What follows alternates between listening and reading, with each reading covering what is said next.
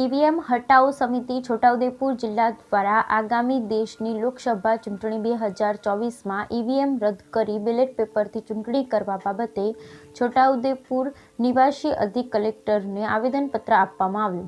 EVM हटाओ समिति छोटाउदेपुर जिला द्वारा जामसिंगभाई राठवानी आगेवानी में देशनी लोकसभा चूंटणी 2024 में ईवीएम रद्द करी बेलेट पेपर थी चूंटणी करवा बाबते निवासी अधिक कलेक्टर ने आवेदनपत्र आपवामां आव्युं हतुं। आवेदनपत्रमां जणाव्युं हतुं के ईवीएम द्वारा कराती चूंटणीना परिणाम अंगे देशना लोकोमां शंका ऊभी थई छे अने तेनी सामे ठेर ठेर विरोध करवामां आवी रह्यो छे, जेने लईने आज निवासी अधिक कलेक्टरने आवेदनपत्र आपी रजूआत करवामां आवी हती। Bureau report Rehan Patel, Chhotaudepur. आज रोज अमे छोटाउदेपुर कलेक्टर श्रीने રાજપાલ શ્રીને સંબોધીને ઈવીએમ હટાવો બેલેટ પેપર લાવો માટેનું આવેદન આપ્યું છે।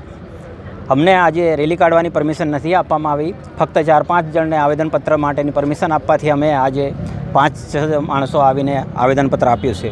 આવેદનપત્ર આપવાનો મિનિંગ એ છે કે આજે ભારત દેશ એક લોકશાહી દેશ છે।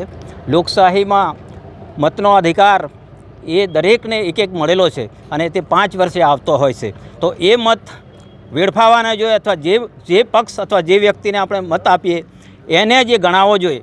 પણ ઈવીએમમાં એવી સિસ્ટમ છે કે આપણને ક્યાં મત જાય છે કોઈને ખબર પડતી નથી અને આટલી કોમ્પ્લિકેટેડ સિસ્ટમ આ દેશમાં ચાલે નહીં। સિમ્પલ સિસ્ટમ હોવી જોઈએ।